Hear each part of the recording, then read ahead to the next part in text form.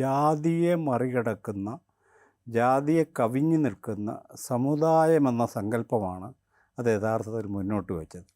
ഈ സമുദായമെന്ന സങ്കല്പം വർഗസങ്കല്പവുമായി മുഖാമുഖം നിൽക്കുമ്പോൾ അറുപഴഞ്ചനും പിന്തിരിപ്പനും പ്രീ മോഡേണുമാണെന്നുള്ള ഒരു സങ്കല്പവും ഇടതുപക്ഷ ബുദ്ധിജീവികൾ കേരളത്തിലുണ്ടാക്കി. സമുദായ ജീവിതമെന്നത് ഒരു പിന്നോക്ക ജീവിതമാണെന്നും വർഗജീവിതമാണ് പ്രോഗ്രസീവായ ജീവിതമെന്നുമുള്ള ഒരു അപസർപ്പക കഥ കേരളത്തിൽ ഉണ്ടാക്കിയെടുക്കുന്നു. ഫലത്തിൽ ഈ സമുദായ ഭാവനയിൽ നിന്ന് ഉരുത്തിരിഞ്ഞ മനുഷ്യബന്ധങ്ങളുടെ നവീകരണം നിശ്ചലമാക്കപ്പെടുന്നു. സാമ്പത്തിക ഘടനയിൽ മനുഷ്യൻ്റെ സ്ഥാനം എന്താണോ എന്ന് മാത്രം പരിശോധിക്കുന്ന പുതിയൊരു ഭാവന ഇവിടെ വികസിച്ചു വരുന്നു.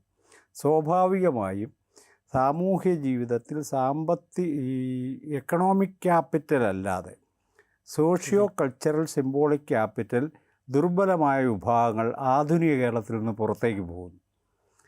അപ്പോൾ ഈ പുറത്തേക്ക് പോയ വിഭാഗങ്ങളിലാണ് ഹിന്ദുത്വ ശക്തികൾ ആദ്യമായി വേരുറപ്പിക്കുന്നത് നമ്മൾ കാണാതിരുന്നുകൂടാ.